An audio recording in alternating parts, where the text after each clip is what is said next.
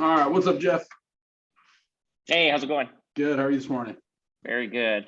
Good. All right, thanks for being on. I think we are live. Let me double check real quick. Just want to confirm that. Yes, we're on. Cool.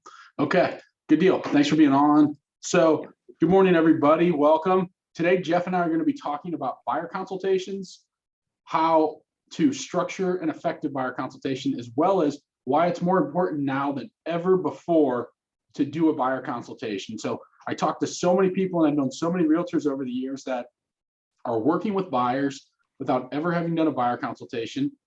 They don't sit down and explain the process. They don't get a buyer agency agreement signed, and they get frustrated when the person buys a house without them, or when the person goes to an open house and writes a contract, or when the person goes to a new construction and makes an offer and they don't get any commission, or they walk into another listing and or they just call another realtor and they think, oh, I couldn't get a hold of you, so I called the listing agent and I wrote an offer. It happens all the time, and it's our fault. Think about this. You wouldn't take a listing without a listing agreement, so why would you be working with a buyer without a buyer agency agreement? The reason people work with buyers without buyer agency agreements is, one, they're scared to ask because they don't practice enough the scripts to be able to conduct an effective buyer consultation. Maybe they don't know how to do a buyer consultation at all. They don't know what to say. They don't know what value they bring. They don't know how to educate. But right now in this market, given that there's limited inventory, given that people have to pay over asking price, given that people might have to waive appraisal, that might have to waive inspections, that may have to put more money down, that may have to put more earnest money down, may have to make earnest money non-refundable. There's 1,000 different things you might have to do right now to structure your offer to compete against other offers, because chances are you're not the only one. There might be 5, 6, 10 other offers. How do you make that the best offer possible? And the way you do that is you start with having a very, very, very effective buyer consultation at the beginning of the process before you even go show them homes. You're setting yourself up as an expert. You're setting yourself up as a professional because you brought them into your office. The client is buying into the process because they are committing that, hey, I'm taking this serious. It's not just send me some houses, and if you send me the right one, I'll use you. But I've also got 10 other realtors sending me houses, so I'm going to use one of them if they send it. They're buying into the process. You're getting an agency agreement signed with them. Now the likelihood of you closing that person and going to the closing table is significantly higher than if it's just people that you met at an open house that you've never met with, other than that you're just sending houses to. Would you agree with that, Jeff?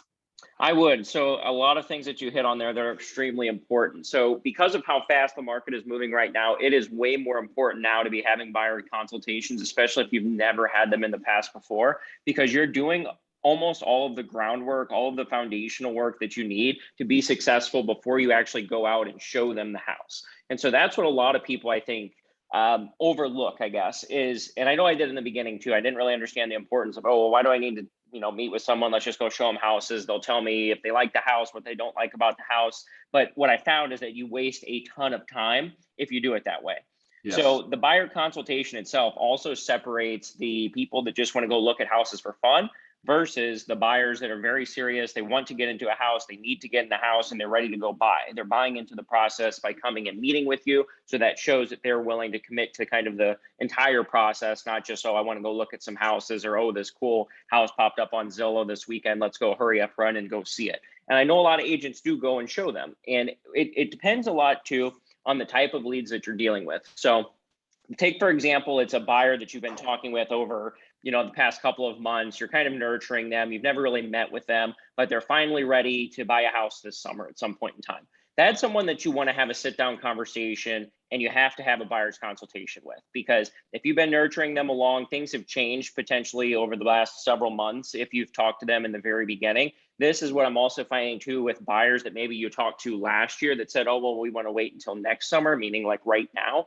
And those buyers that if they were pre-approved in the past, you need to get them and make sure that they are connected with a very good lender that will update their pre-approval and go over things that have changed, especially market condition wise, interest rates, what their monthly payments are, anything that's changed in their financial picture to get an updated pre-approval. So that's definitely step one. Now, the other type of leads that you might be working with, those are internet leads, for example. Internet leads I can see where you get an internet lead, you're excited to meet with them, they want to go see a house, you go and show them the house. And so this is kind of a case-by-case scenario where you really have to pre-qualify them over the phone, and you're almost having a mini buyer consultation. So it's not fair to say like, oh, it's an internet lead, we don't have to have a buyer consultation. You're just potentially going about it a little bit differently if that person says, hey, I want to go see this house right here, right now, because they could be a little bit further along in the process of buying a house. And also too, if they're an internet lead and you paid for that lead, chances are you are not the only one that they are potentially getting calls from. So you have to kind of distinguish your leads. But either way, no matter what the lead type, no matter where the lead source is coming from, everything that we're about to talk about today with the buyer's consultation still applies. So just wanted to throw that out there, that we're talking about a buyer consultation as in coming into the office, sitting down with us, going over the process. If you have an internet lead that's like ready to go right now, right here today, you should still ask all of these questions. You may not necessarily sit down in front of them in the office. You might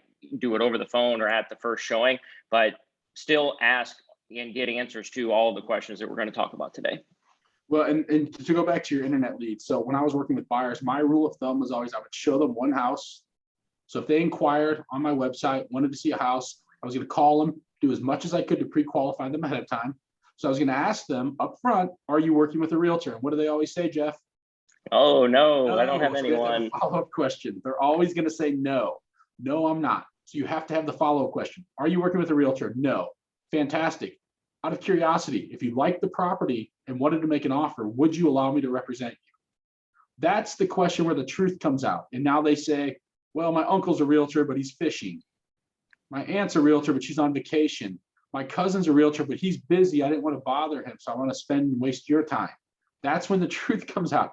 So always ask. If you take nothing else from this training today, take that away. Ask that follow-up question. Are you working with a realtor? They're going to say no. Fantastic. If you like the property and wanted to make an offer, would you allow me to represent you? That's when you're going to get the truth. And if they say yes, well, then you know they're not working with anyone else. But you always ask that follow-up question because it's going to save you a lot of time. It really is. So asking them that question, I'm going to do as much vetting as I can ahead of time before I go show them that property. Because what a lot of agents will make a mistake that they want to try to get them in. This person wants to go see a house. They want to go see a house right now. Hey, I just saw this house. I'm going to go take a look at it as soon as I can. If I'm trying to force them to come into my office to do a buyer consultation, guess what they're going to do? They're going to call somebody else. So I'll go show them one, and I'm going to meet with them. I'm going to get in front of them. I'm going to provide enough value and bring them a lot of data on the property, knows everything I can about that property to impress them as much as possible. And then I'm going to get them into my office, do a buyer consultation, and get a buyer agency agreement signed before I would go show them any more homes. Would you agree with that, Jeff? Yes, exactly. That's the step-by-step that you should definitely take. So give them the one showing, pre-qualify as much as you can over the phone, still ask if they're pre-approved, who they're pre-approved with, because that's an important one. And then that way too, you know what you're walking into once you go to that showing. Because I agree that the rule of thumb on an internet lead is like, you usually have one chance. Yeah. You have one chance to get in front of them. You've got one chance to show them the house. And if it's not right then and there, they will call somebody else, or if they're on multiple websites, they're going to be getting multiple calls. So it's kind of a first come, first serve, in my opinion, on those. Totally agree. Absolutely. So we want to vet them as much as we can before we go show them that property. Now we want to get them into a house. And typically when you're asking over the phone, let's just say it's an internet lead again, and this is somebody that hit your website that maybe hasn't inquired about a specific property. They just hit your website. They're looking at a house. They didn't ask to go see it. We want to call them in the first 5 minutes. We're having a conversation. I want to get them into the office as soon as I can to get in front of them to do a buyer consultation. So typically people will say things like, well, I just want to just send me houses. Can you just send me the homes? So there's scripting around this as well. And if you join our script group, Real Estate Script Masters, we cover a lot of this in there, but simple scripts. Totally understand that you want to send me homes and I know your time is valuable and that's exactly why we should meet. May I explain? They're going to say, what? Sure. A lot of our clients find that if we spend 10 to 15 minutes at the beginning of the process, I'm actually going to be able to save a lot of your time because I'm going to fully understand what's important to you in a home.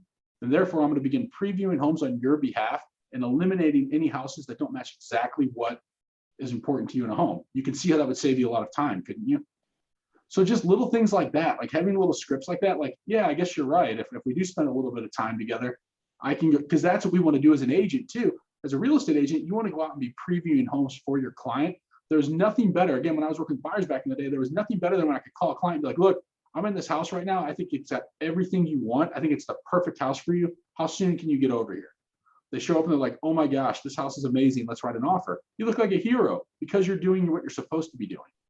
So, but in order to be able to do that, you have to really understand what they want in a home. And that's why the buyer consultation is so important.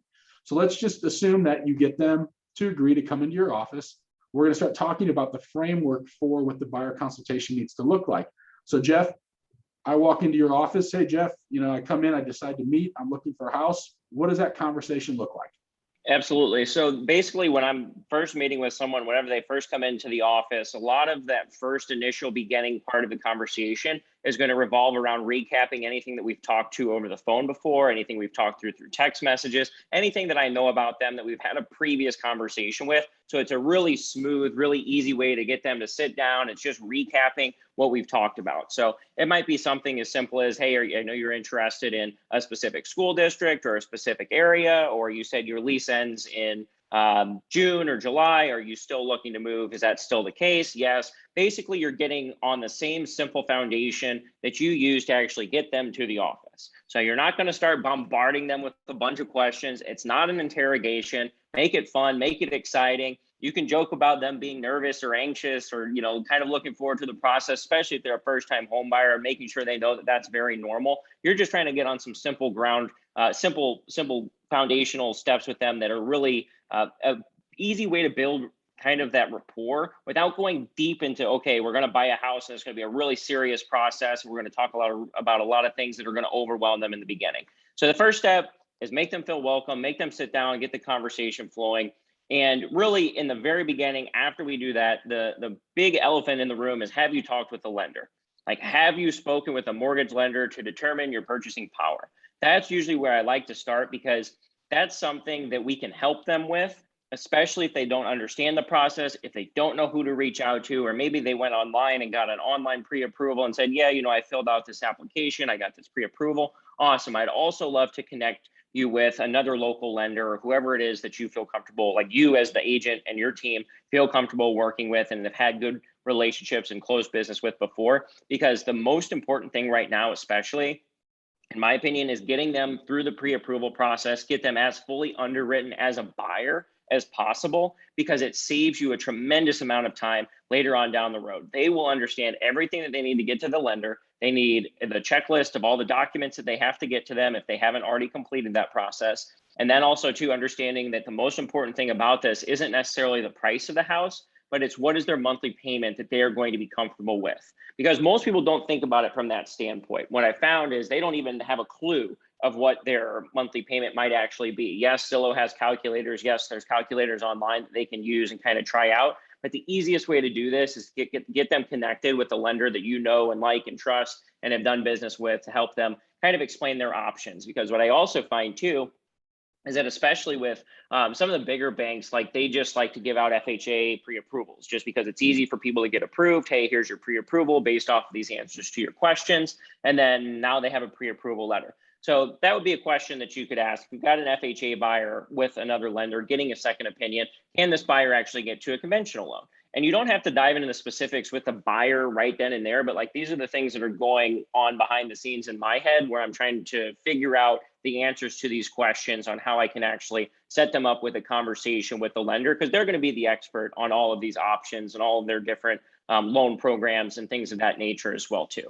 So that's the first step, is really kind of getting that financial picture out of the way and kind of easing their mind with that. If they have questions about it, knowing that we have a local resource, knowing that that local resource will answer the phone, in the evenings or on the weekends when we actually need them, and not just work during banking hours. It helps kind of get everyone on the same page before we start diving into more of the specifics of the buyer's consultation. So that's usually where I start. So go back to with the lender. Lender is a very important strategic partner. So you want to make sure you have a really good lender. To Jeff's point, like our lender that we work with, that we started working with a long time ago, my conversation when we first started working was, look, we don't work normal hours. We have clients that want to get pre-approved on weekends, nights. You have to be a lender that's prepared to do that. You have to be a lender that's prepared to pick up the phone at 7 o'clock. Like, I get work-life balance. I understand that. And it's important that we make money and that we provide the best service possible to our client. So having a lender on board that's going to take calls on weekends, that's going to take calls at 7 o'clock at night if you have a buyer consultation, That's very important that you have a partner like that. So just something to keep in mind. Didn't mean to cut you off there, but I think that's a very important piece. When your customer service is going to be a direct reflection of the people that you work with as well. There are things out of our control, like the lender. We can't really control their process. We can control who we choose to work with, though, that we know has a good process. Same thing with title companies. We don't control the title process, but we can choose to work with the title company that we know has a good process to make us look good. Because if you're using somebody that's just always messing things up, it's not a good reflection of you. So make sure that doesn't happen. So go ahead, Jeff. It's a really good point right now, because it's more important now to be having a great lender that can do the homework on the buyer and get them to the point where if you've got a great lender. So this just happened, last week. We had a buyer, we went out for a showing. It was 6 o'clock at night. They said, yeah, we've been talking to our bank. We've been trying to figure out some different scenarios on how to raise our credit so that we can get a better interest rate. I said, awesome. Are you open to a second opinion? Sent their information over to our lender. It was 6 o'clock at night. Banks closed. Most of the lenders aren't going to answer the phone. She picked up the phone. She called them. She had the conversation with them. And she won them over by being so responsive immediately. And that's the key, is that I had just left the conversation with them and the showing with them. I said, okay, I'll have our lender follow up with you. But 20 minutes later, she was able to call them, talk through the application, talk through their scenarios that they had mentioned to me that they were talking about with the bank, and figured out a loan program, figured out what their product was that they needed to be able to close on this house. And as far as everything's concerned now, like they're going to be working with her instead of the bank. So you have to have a lender right now that you trust. The other thing too is that like our lenders have basically a program in place where they're doing the underwriting for the buyer. And what that means is that if you have a buyer, you have to look at it from two different standpoints. You have the buyer and their financial picture, and then you have the house and what you're writing the offer for and what that appraisal value is. Those are two separate worlds. So you can take the buyer and you can give the buyer to the lender. The lender can go through and they can check and verify their income. They can check and verify their employment. They can check and verify their credit scores, all of their debt to income ratio, their assets, how much cash they have in the bank. You don't have to have a house picked out in order to do that part of the approval process. We're at a point in time in the market where I highly, highly, highly recommend you get all of that squared away before going and showing people houses. Because if you've got a rock solid buyer from that perspective, you know that you're not wasting anybody's time. You're not wasting the buyer's time. You're not wasting lender's time. You're not wasting your own time. You're not wasting a listing agent's time. Everyone's on the same page that you have the most pre-approved and serious satisfied buyer, and they will be able to close on this house. The other thing that it does is that once you go through that pre-approval process with the buyer, it allows you to shorten your closing dates on any offers that you're writing, because the underwriting for the buyer is already done. Now, all you have to do is get out there. The lender can order the appraisal right away, like within a day or two of going. Basically, the day after that it gets accepted, they're going to order the appraisal, and then the appraiser is going to show up within, call it 5 days. And you'll know if you're going to run into any appraisal issues within the first week of being under contract. Like, that's an extremely motivating and extremely powerful buyer if you're a listing agent, and that's someone that you would want to be under contract with. It also makes your buyer look extremely powerful as well too, because if other buyers and other buyers agents and you're up against them in a multiple offer situation aren't having these conversations and their buyers aren't as far along in the pre-approval and financing process, you immediately are ahead. And that's what I'm looking for, is any advantage that we can possibly have to give ourselves even the tiniest bit of an edge by doing something as simple as making sure that your buyer's good to go on financing, which you're going to have to do anyway. Like, you might as well be doing all that upfront ahead of time. So I put a ton of emphasis now on that initial conversation around financing and lender and getting them as pre-approved as much as possible. Yeah, all great points. So you're talking with them about the financing. Then how do we get into, and then you're shifting into what? Topic conversation of what's important to them at home, correct? Yes, exactly. So there's a couple of things that we want to cover here. So the couple of things that are going to be the most important to them is I divide it into two sections. I talk about first the experience. So the experience of buying a house with us. So we're going to separate the experience from what the must-haves are in the house. We're going to get to that second. We'll talk about the experience first, because most people never even think about that, especially people if they've bought a house with someone before. They really probably didn't think much about the experience or the process. They're like, oh, we know everything about how to do this, which if they do, awesome. You're already far enough ahead. This is extremely important, though, if you're talking with first-time home buyers when they're talking about the experience, because you'll find out things like what are important to them. So we'll ask, in order to make this a 10 out of 10 experience for you, What things have to happen? What is one thing that has to happen to make this a 10 out of 10 experience? And they might say something as simple as, find me the house that I want within a certain time frame, or find me a good deal on a house, or just find, like, it's going to be very softball, general, generic questions. Like, there's nothing revolutionary in this conversation. It just gets them talking, and it gets open conversation. They'll say things like, well, I want to make sure that, we're learning about what we should be looking for in a house, or we're learning about, this is our first time, we don't know what we're supposed to be looking for. So we're going to lean on you to look at things within the house that we should know, or ask questions that we should know. That's a really good avenue for you to be able to build your rapport with them, but also more importantly, like, your expertise, and for them to buy into using you as their buyer's agent. And then you can kind of lay out some of the things that make your team unique, or some of the ways that you're able to give your experience on things. So, like, some ways that I'll talk about that are, we buy properties ourselves, we invest in properties ourselves. So we're looking at big ticket items that a lot of people are going to gloss over. So we'll look at the furnace, the air conditioning, the water heater, the roof, the things that aren't glamorous and cosmetic, but we'll know that you will know on the back end of things too, that you've got a house that has good bones, good foundation, and anything that we would have questions on if we were to buy the house, we're making sure that we're asking those listing agents the same questions as well too. So just simple stuff like that, like, it just helps build trust within the process. That's what that initial kind of first half is. So how do you get a 10 out of 10? How do you make it a 10 plus experience? How do you make it a 10 plus experience? Eventually you'll get to the point where they don't have anything else. And then you're going to switch gears into asking them, great, we know that unless we had an unlimited budget and an unlimited amount of time, buyers are usually finding anywhere between 70 to 80% of the things that they want in their house. And we are going to narrow this down to 3 must-haves that your next house absolutely has to have. It's non-negotiable in order for this to be a great fit for you. What would you say the first must-have your next house has to have would be? And then they'll say whatever their must-have. So I'll say, I want a big yard. You want a big yard. Excellent, Michael. I definitely understand that you want a big yard. What's important to you about a big yard? Well, I've got a dog, so I just want to make sure it's fenced in, so I can just let him out, let him run around. That's awesome, Michael. What kind of dog do you have? German Shepherd. A German Shepherd. Awesome. So I bet it's very energetic, loves to run. Yeah, it does. Excellent. How big of a yard are you thinking? Is there a certain acreage that you're looking for? Oh, no, it just needs to be kind of like flat and level. So I don't know, maybe like 1/4 acre or even smaller, as long as it's fenced. That's kind of all that matters.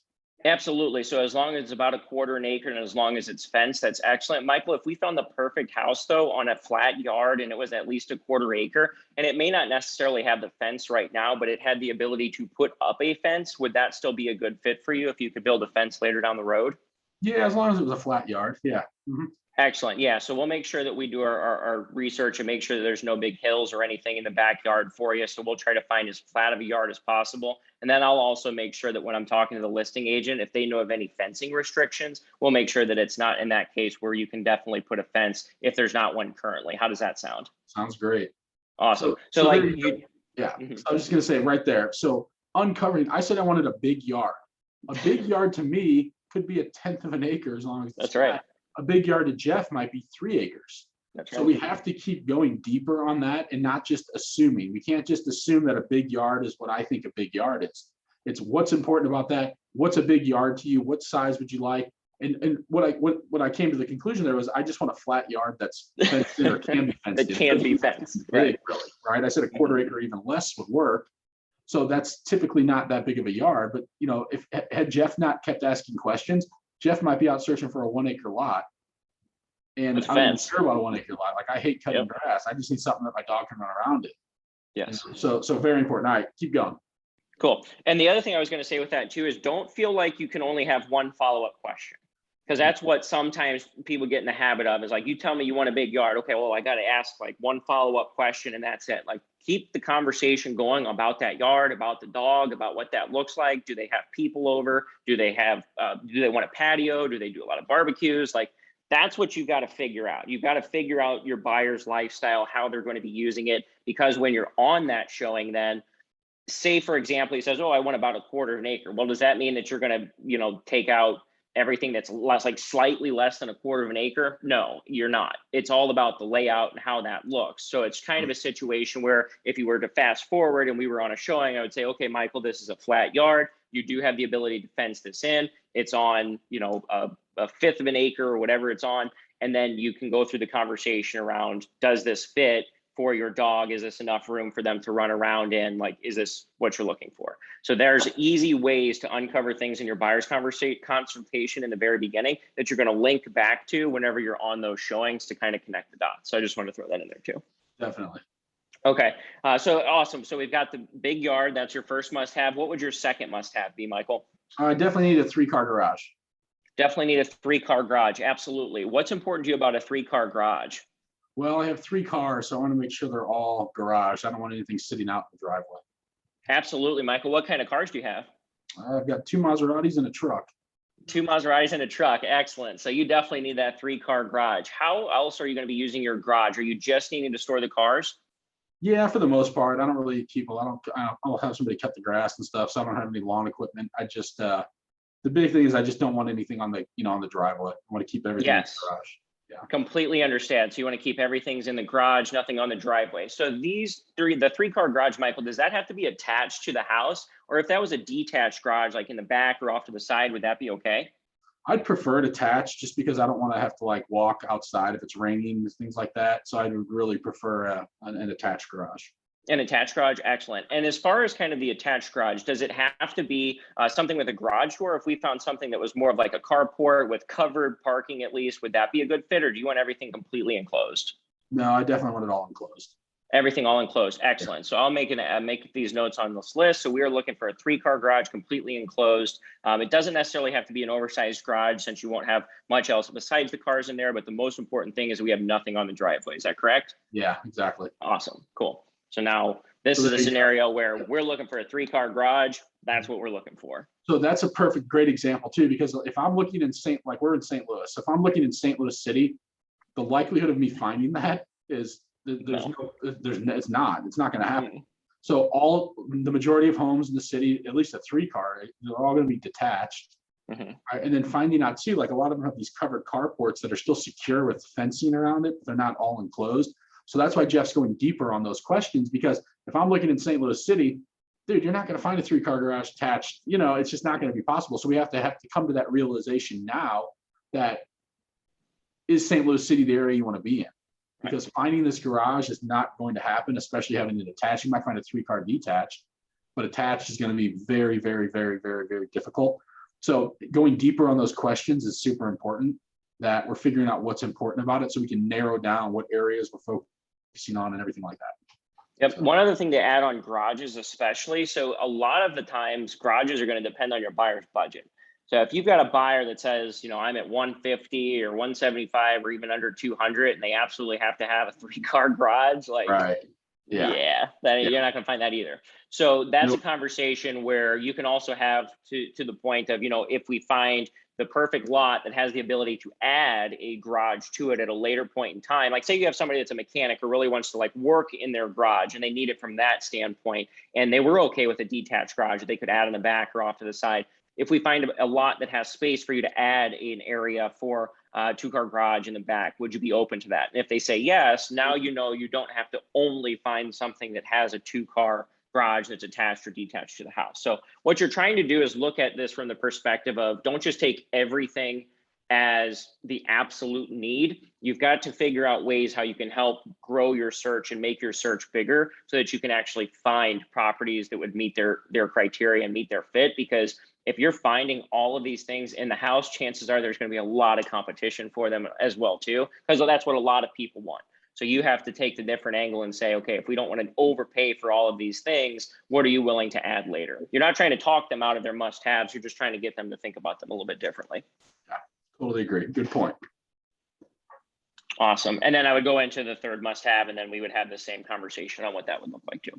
Yeah, so it's all about just uncovering what's important about that item. What's important about it? Why do they need it? Why is it important?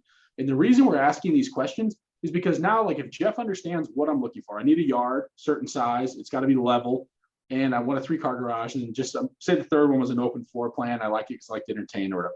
But if I start sending Jeff houses, or I start favoriting houses on his website that have no yard or a steep drop off and 2-car garages, hey, Jeff, this house looks great. It looks like everything I want, and it only has a 2-car garage. Before Jeff goes out and shows me this property, he's going to call me and have a conversation with me. And he's going to say, hey, it does look like a great house. It's got an open floor plan and a great lot. And I see it only has a 2-car garage. You know, I know when we spoke last week, you said that you absolutely had to have a 3-car garage. Did you sell one of the cars? Well, no, because what's going to happen? A lot of people would go show that house. That's right. And what's going to happen is they're going to walk through and be like, man, this house is perfect, but it only has a 2-car garage. And you already knew that going into it. You knew it going into it, so you just wasted everybody's time. You wasted the seller's time. You wasted your time. You wasted the buyer's time because you had the seller had to leave the house. You wasted everybody's time, and you already knew this. And that's why it's super important to do these buyer consultations so you can really understand what's important to them in a home. So you're not out just showing 20, 50 homes and hoping that one of them sticks. We need to really figure out what is absolutely non-negotiable do I need to have in this house in order to move forward with it.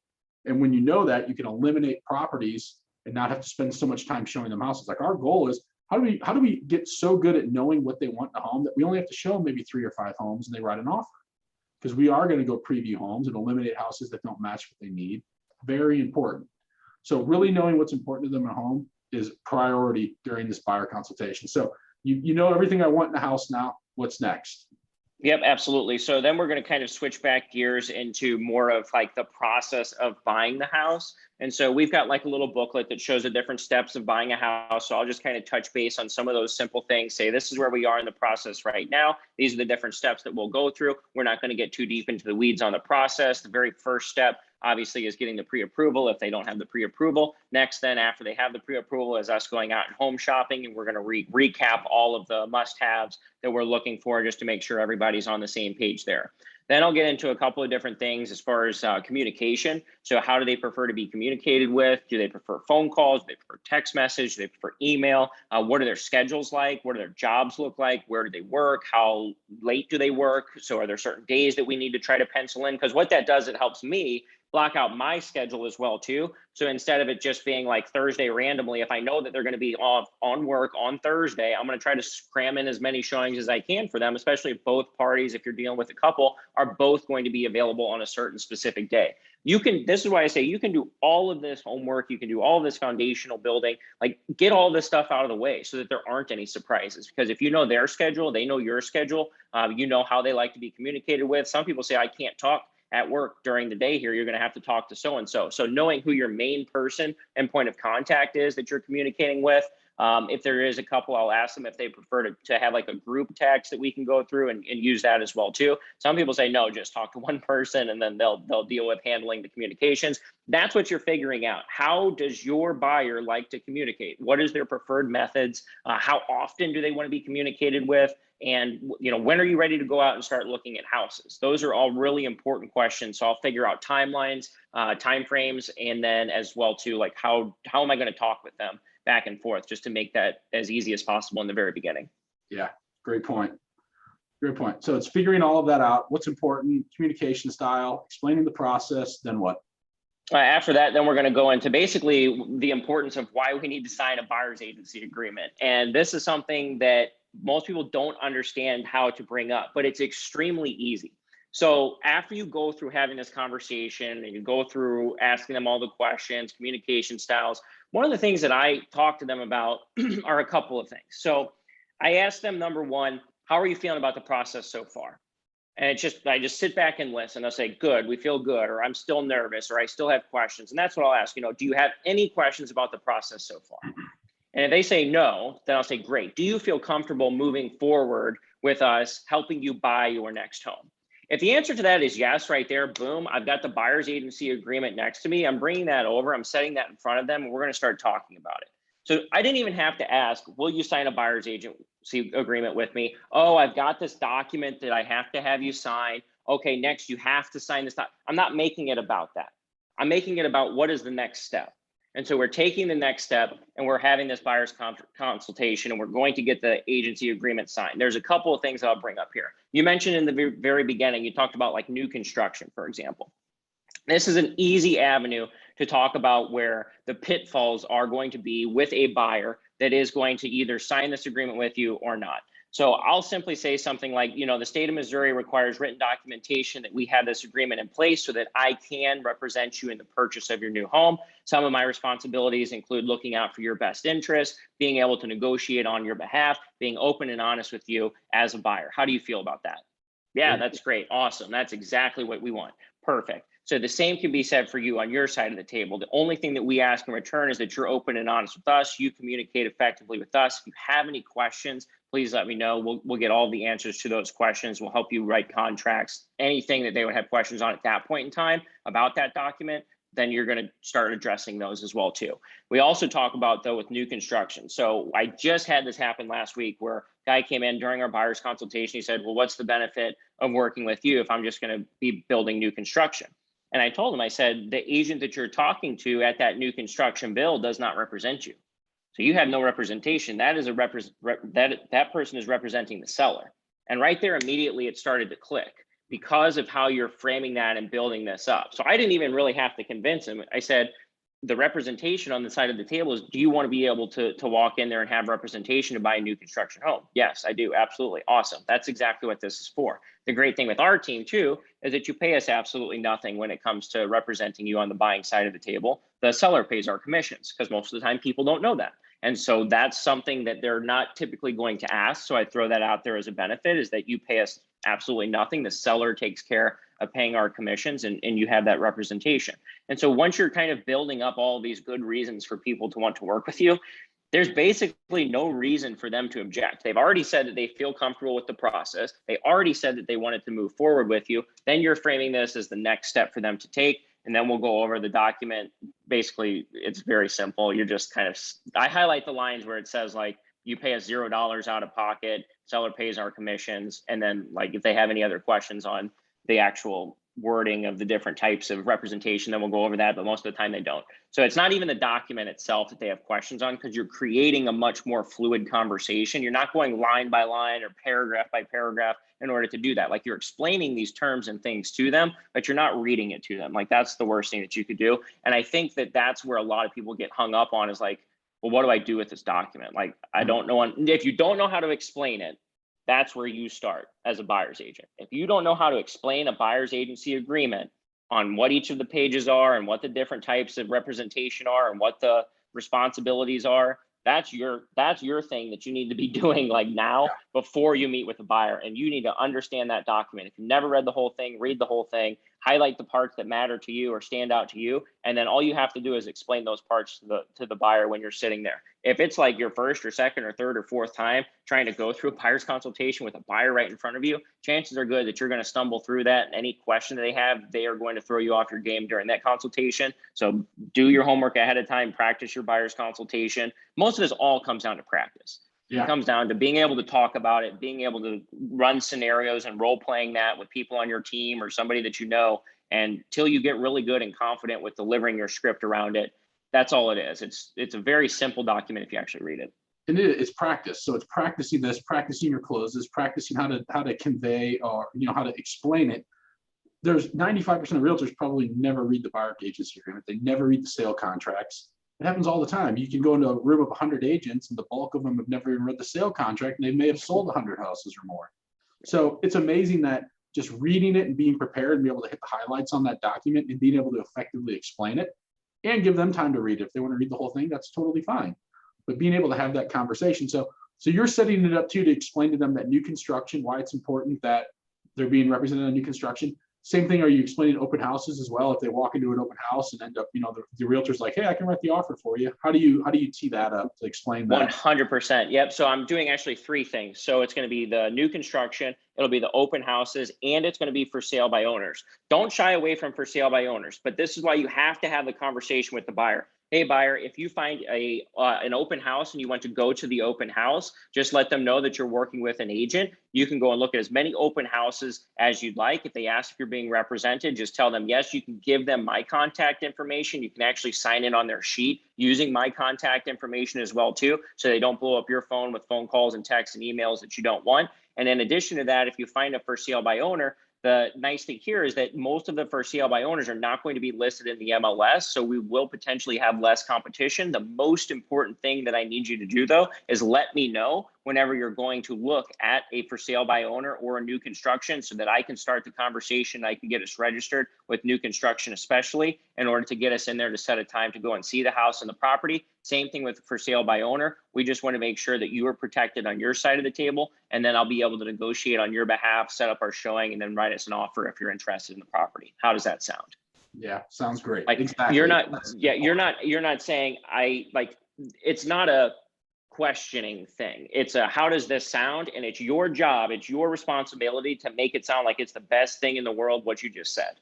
And if you didn't make it sound like it was the best thing in the world to what you just said, shame on you, because that's a script that you'll have to work on in order to convince them. So you don't need to shy away. You just keep building up the energy on why the first and the only thing that you literally need them to do is reach out to you and let me know when you're going and looking at any of those. Awesome. So I love you've explained financing. We've explained how to get them into your office. At least just one little script. There's 10 others, but go to our script group. How to get them in the office, financing. We're moving into what's important to them in a home and really uncovering why those things are important. Right. And then explaining the process, and then going in for the close to get them to sign an agency agreement to basically a loyalty agreement. Go back to the process real quick. How are you, what conversations are you having right now with people to let them know up front that they might have to overpay for a house? Not overpay, they might have to pay over asking for a house. They might have to waive appraisals, might have to put more earnest money down, may have to be non-refundable. How does that conversation look with people, and how are you educating them to realize that the market's not like it was 10 years ago or 20 years ago, or like when their parents bought a house in 1985 and it was listed at 150,000, they could offer 135. So how are we explaining that right now, if a house is 250 grand and it's had 57 showings in the first 20 minutes that it's been on the market, you may have to offer over asking? What is that kind So of this is, this is actually one of my favorite parts of the buyer's consultation, because you can actually take time to educate them about the market. And what you're doing here is you're getting ahead of any scenario where, just like you mentioned, if they've got a parent that's going to be coming along with them, if they've got any other relative that's going to be coming along with them, or someone that's giving them their, expertise or opinion on the market on how it was when they bought a house, you've already had this conversation with them first, because you did it during your buyer's consultation, which means that if a parent shows up on a showing with them and they start talking about how we should go under the asking price, you can already address, well, hey, remember when we talked in our buyer's consultation when I updated you about the market and the market conditions? And so that's what I'll talk to them about. And I'll make it very clear that we are talking about the current market. So we've got this book, like I say, that lines out all the different steps of where you are in the process. And so when I talk about this, one of the things that I'll say is I also want to update you on the market conditions that we're currently experiencing. Right now, there's a lot of demand in the market, which means that we may be in competitive offer situations where we're not the only offer on the table for this seller. So what that means is we have to write our offer as competitively as possible. And this could mean a couple of different things and different options that we can use in order to make us competitive. The first and foremost, obviously the most important, is the price. The pricing in this case, no matter what the listing price is, just because it's listed at a certain price does not mean that's the value of the property of the home. That's one thing that we always have to take into consideration. So what this means is that some listing agents will intentionally price their house low, their listing low, in order to create a lot of frenzy and a lot of demand in order to build up offers above the asking price. It doesn't necessarily mean that you're overpaying for the home, but it is being used as a marketing tactic. And since there's very high demand and lower supply, this is one of the reasons why we may have to offer over the asking price. Before we decide price, I'll look at numbers on my end. I'll look at other comparable sales. I'll look at tax records and assessments and different valuation models that we use to determine if this price is low, if it's high, if it's spot on, and then what we would need to do to compete. One way to figure out if we have to go over the asking price is asking how many offers are on the table, as well as are those offers over the asking price. And that's a conversation I'll have with the listing agent if we know we're in a competitive offer situation. So I'm not saying we have to offer 10,000 over. I'm not saying we have to offer 20,000 over. I'm not saying any of that. I'm saying case by case scenario, we are going to have to look at pricing.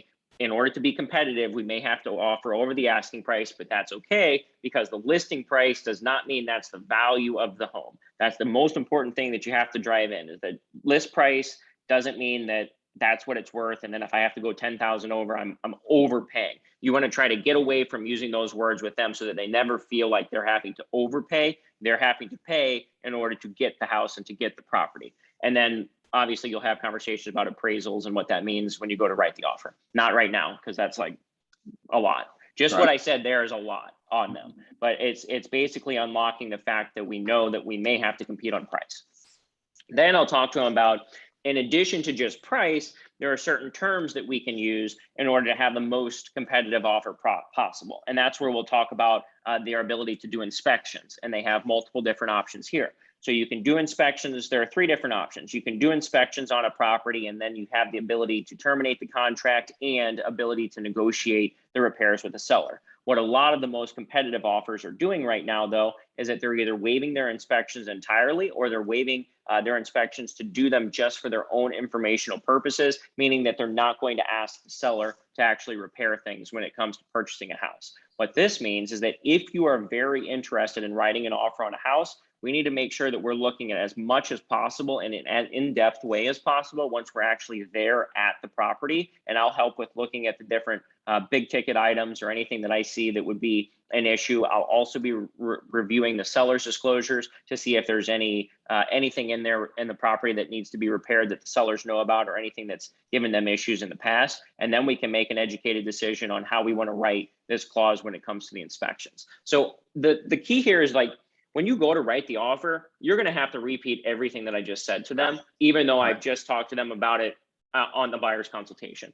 What I'm trying to do is expose them to, like, these concepts, because at least if I'm planting it in their head, they might not say, okay, I understand everything and I know exactly what you mean, and that's fine. They probably shouldn't at this point. But the thing here is that when you bring it up again, you can always relate back to, hey, remember when we were sitting down in our buyer's consultation and we mentioned writing the most competitive offer possible? Or if you've got someone that says, you know, this house is listed for $250. I don't want to go above $260 because I think I'm paying $10,000 over the overprice. I don't want to pay too much, but the house is really worth $275 or $285. Now you can go back to that and say, hey, remember when we talked during the buyer's consultation? It's not about the specific number that tells you that you're overpaying, because this listing price typically is just to get them to the house. So they've actually listed this price lower than what a market house would sell for, knowing that they're going to get more offers. So we need to go up to 20,000 over, 25,000 over. That's how I've been able to have good luck with people, because I know, like, some agents will say, well, I can't get my buyer to offer more than $10,000. Well, that's because of the way that you're framing it. Yeah. If you framed it as $10,000 over, oh my gosh, this is a lot. But what happens if the house is $40,000 below what a market price for that house is going for in the area?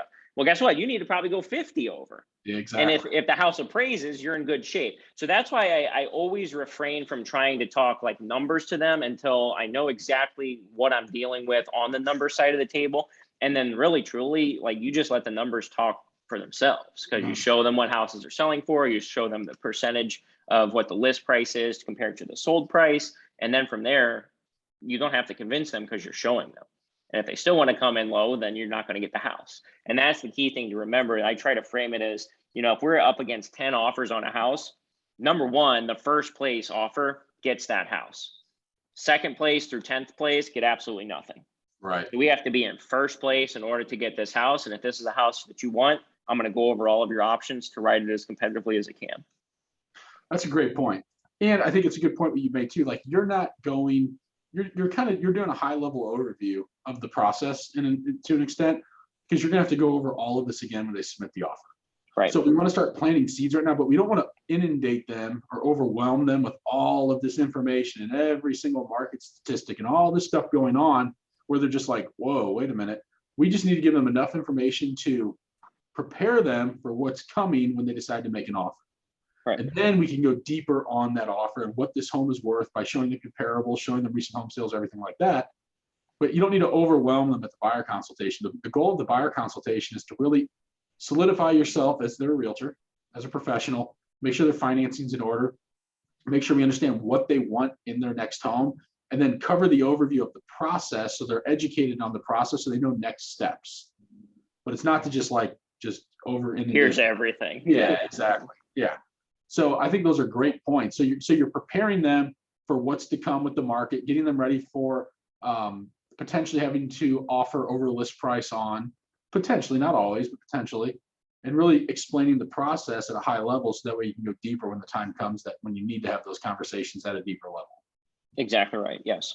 Pretty sweet. Because you will have to anyway, even if you had the deepest conversation with them on a buyer's consultation, when it comes to actually writing the offer and submitting the offer, you're going to review all of that information again. So there's no sense in going deep into the weeds in the very beginning. Just give them the highlights, give them the concepts, and then you can loop back to those concepts whenever it comes time to actually write it.